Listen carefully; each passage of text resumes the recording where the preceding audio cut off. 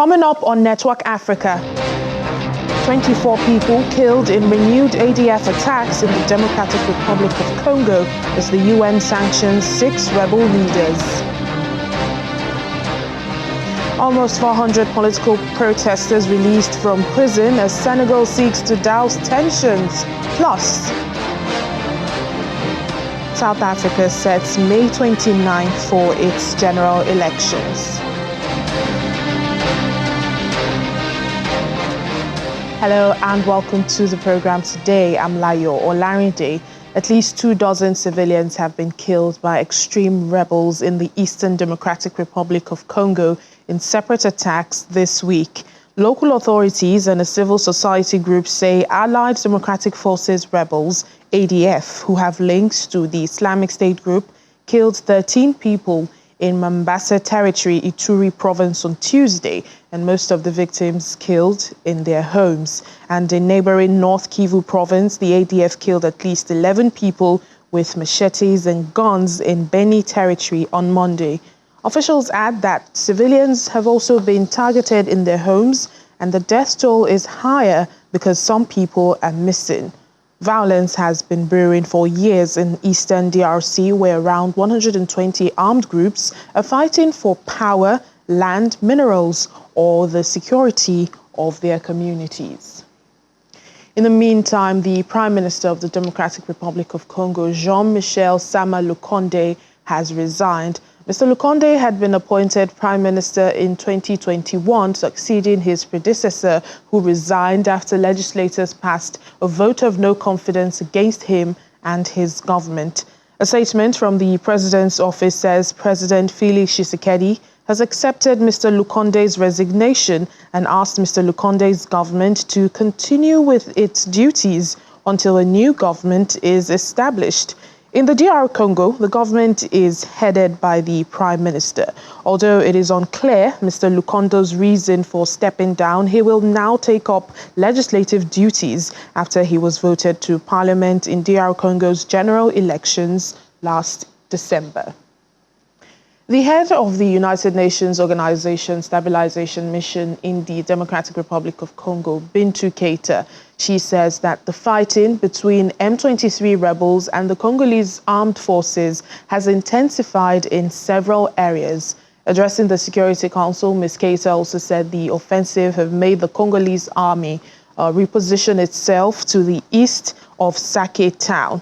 She adds that serious violations and abuses of international human rights and international humanitarian law are being committed in the areas under the control of M23 rebels.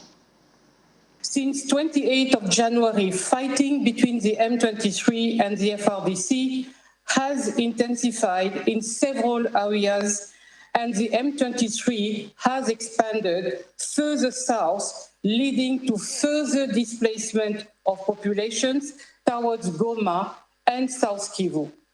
On 12 February, the M23 offensives caused the Congolese Armed Forces, FRDC, to reposition themselves east of Sake town. Conditions in the severely overcrowded displacement sites in and around Goma are desperate. More than 400,000 displaced persons have now sought refuge in the city, including 65,000 in the past 2 weeks, triggering a dramatic increase in cases of cholera due to lack of safe drinking water, adequate hygiene, and sanitation. I am deeply concerned by the serious violations and abuses of international human rights and international humanitarian law committed in the areas under the control of M23, where the movement is targeting civil society actors, particularly human rights defenders and journalists. The number of human rights abuses committed by the M23 continues to rise, with at least 150 civilians killed since the resumption of hostilities in November 23, including 77 in January 24. Meanwhile, the UN has imposed an arms embargo, travel ban and asset freeze against 6 rebel leaders in the DRC amid the violence in the country's east. Well, those sanctioned include the military spokesperson of the M23 rebel group, a general in the Democratic Forces for the Liberation of Rwanda, FDLR, and 2 senior leaders in the Ugandan armed group Allied Democratic Forces, ADF. The others are the leader of the National Coalition of the People for the Sovereignty of Congo, a Mai group, and a commander in the armed group, Twiwaneho. Now, the announcement follows a UN Security Council meeting on Tuesday that was aimed at discussing the dire security situation in the DRC. During the briefing, members took turns to condemn the M23 recent advance towards the town of Sake, which has led to the forced displacement of thousands of people. We're briefing journalists from Kinshasa via video link. Bruno Lemakis, who is the resident and humanitarian coordinator at the UN Stabilization Mission in DRC, MONUSCO, says the humanitarian situation in the country has sadly worsened on various fronts. The humanitarian situation has sadly worsened on various fronts. As you know, the crisis in the DRC is one of the most severe, complex, prolonged, protracted, and neglected in the world. The resurgence of hostility in eastern DRC, especially in North Kivu, is deeply concerning. Violent clashes between the group called M23 and the Congolese Armed Forces, FARDC in acronym, have intensified, leading to severe humanitarian consequences and displacement. Finally, the country is also currently affected by very, very severe floods affecting 2 million people and many provinces across the country, with the Congo River at its highest level since 1961. Gender-based violence, sexual violence has reached a dramatic level, with nearly 110,000 cases reported in 2023, which is probably the tip of the iceberg. MONUSCO has the protection of civilians at the heart of its mandate and has significant logistical and security capabilities. Its gradual departure will certainly have an impact on humanitarian operations, especially in terms of access. Senegal's Justice Minister Aissata Tall Sall has announced the release of nearly 400 protesters from prison. All these were the people that were arrested and imprisoned during the political demonstrations of March 2021 and June 2023. However, Ms. Sall did not indicate whether prominent opposition leader Ousmane Sonko and the presidential candidate Bachiru Mfaye would be released. The release of the political prisoners, she says, is aimed at easing tensions in the country. Political demonstrations in Senegal have often resulted in arrests and deaths.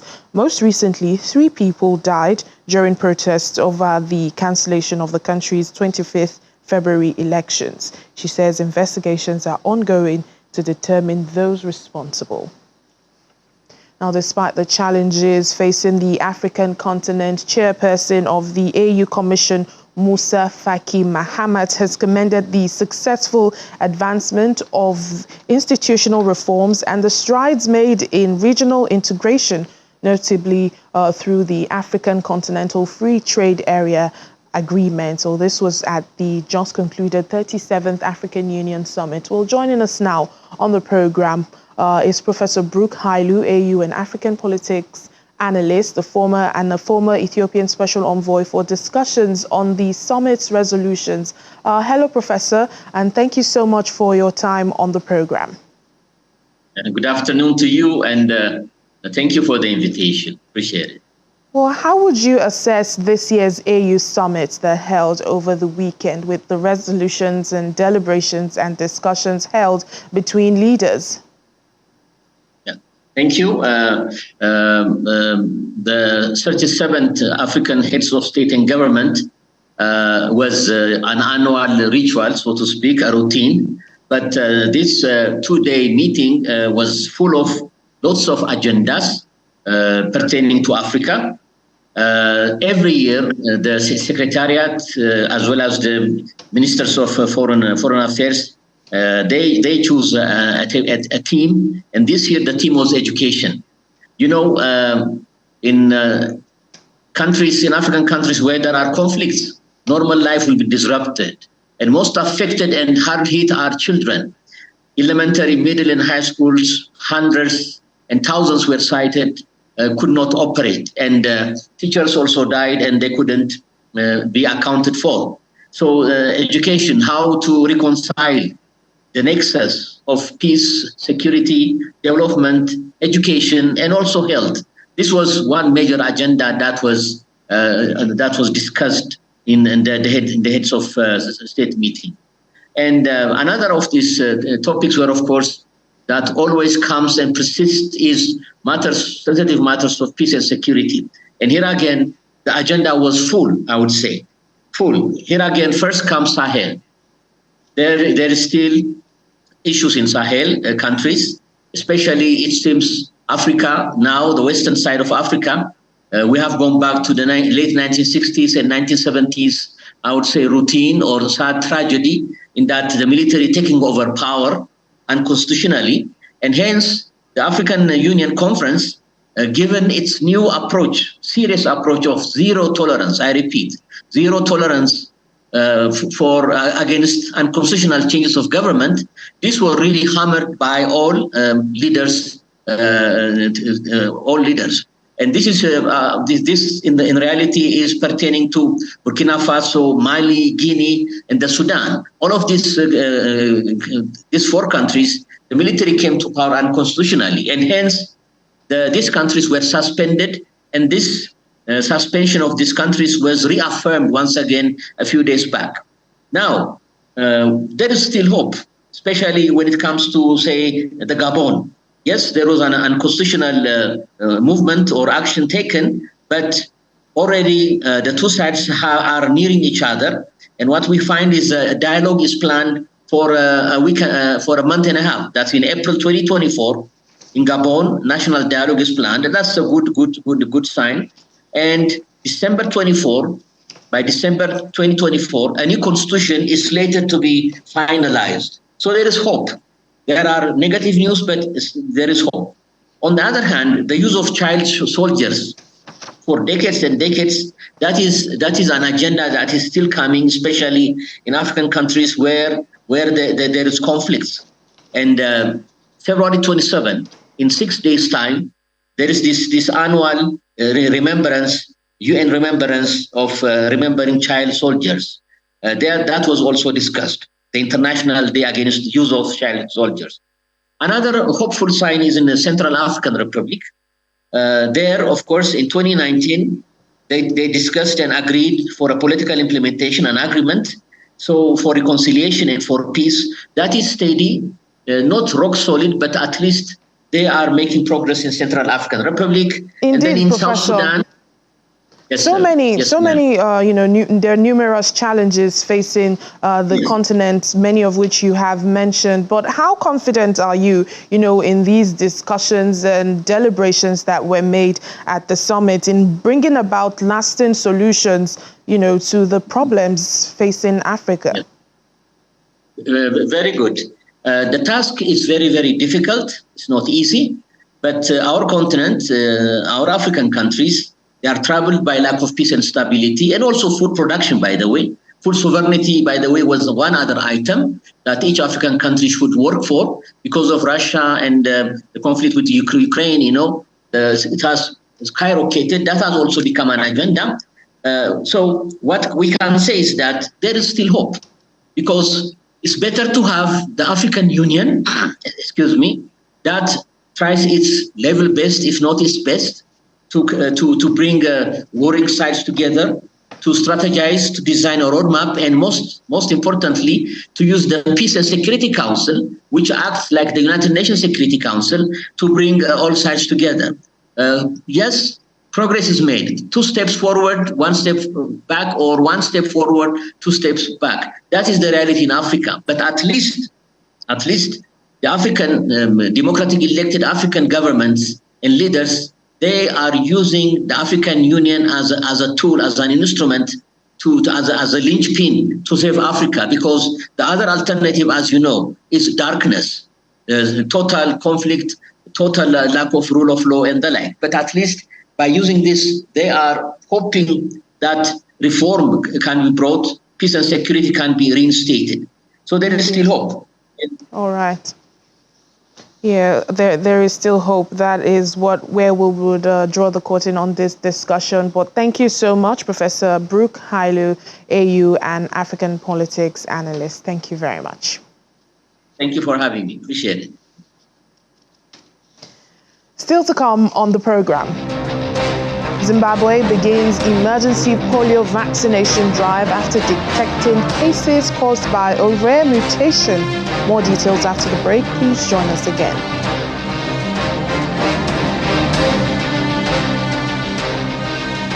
Thank you for staying with us. We continue in Kenya. 4 police officers have been arrested after detectives raided a house where 37 Ethiopians were being held about 16 kilometers from the capital, Nairobi. The Ethiopians told Kenyan authorities that they were en route to South Africa in search of better lives. Well, the officers are suspected of aiding a human smuggling and trafficking operation, and a search is underway for the owner of the house and other members of the smuggling ring.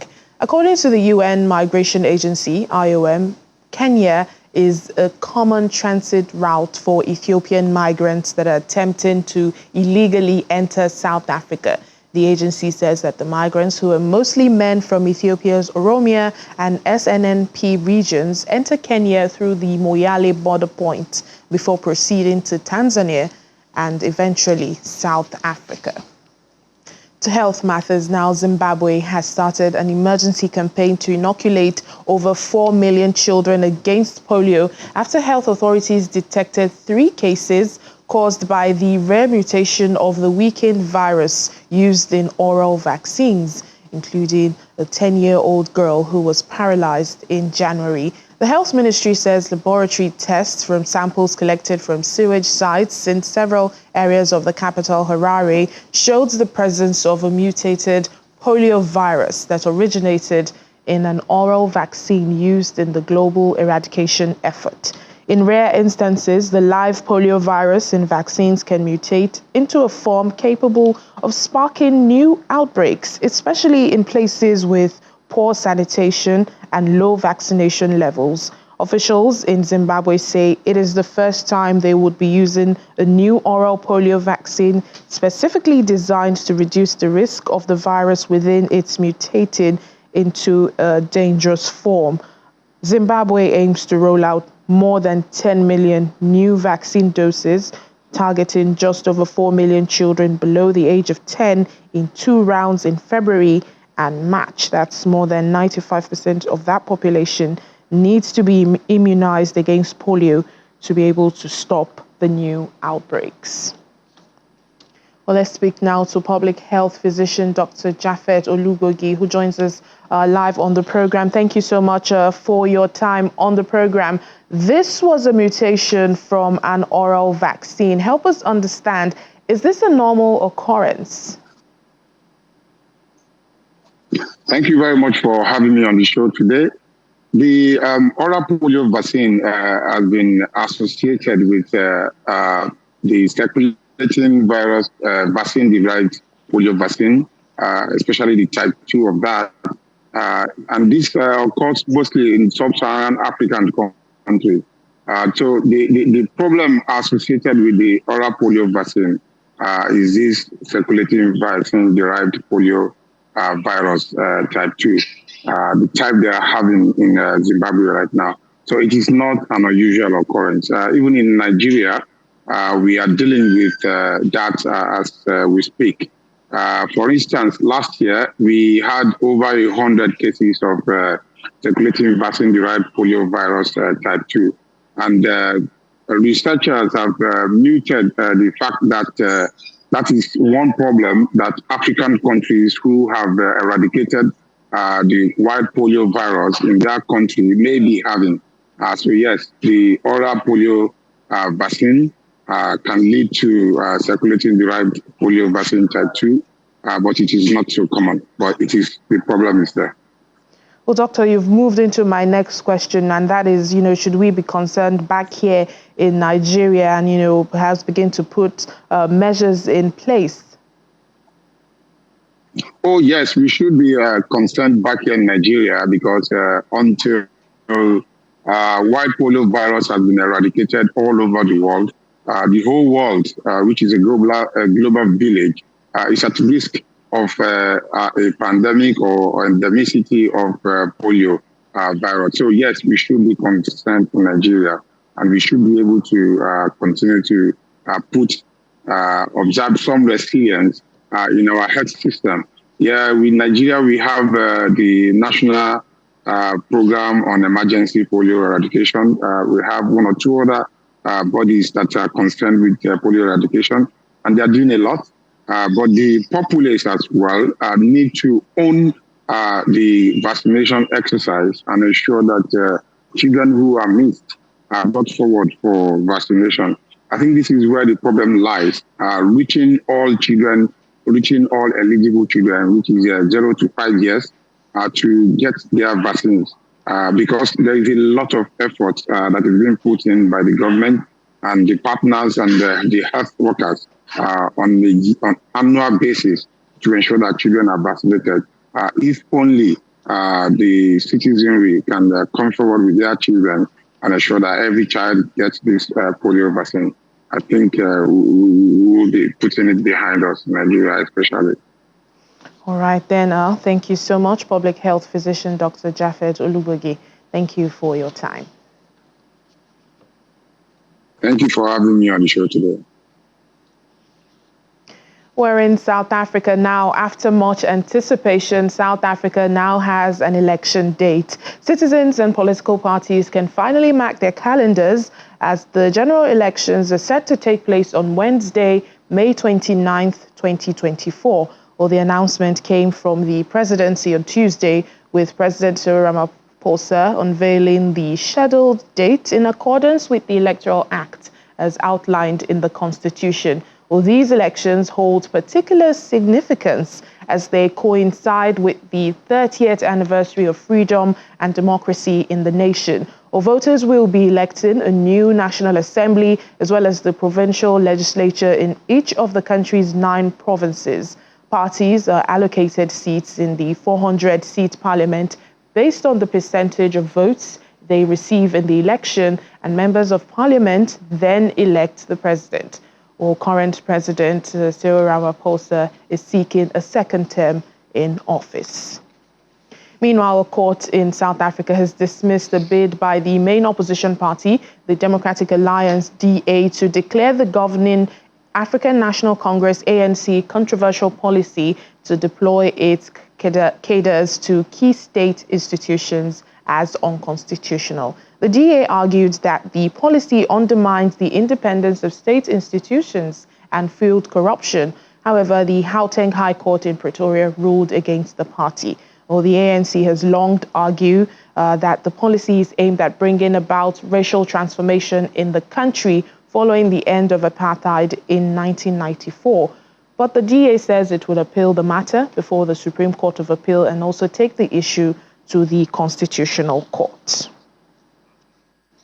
Finally, on the program, Nigerians who are in paid employment are seeking to have and sustain an alternative source of income must choose a venture that is not time-consuming. Now, this is because a potential entrepreneur must have the discipline required to build a business. Well, this was one out of many sound wealth-building tips provided by business coach and the CEO of Mod Management Company, Mrs. Chioma Okigbo, on our program, Transform Her. Mrs. Okigbo told host Ifeoma Williams how she changed upon many knowledge deficits in the entrepreneurship space when she ventured into the field herself. So if, for instance, I understand wealth, I understand how to build wealth, I should not teach it. I should create tutorials, tools that people can download, people can read, listen to, whatever it is. And that way, I don't have to be physically involved every time I'm making money. And so I learned very early that a lot of people don't have the discipline to build a business. They say they want to build a business, but they don't have the discipline and they don't have the skills.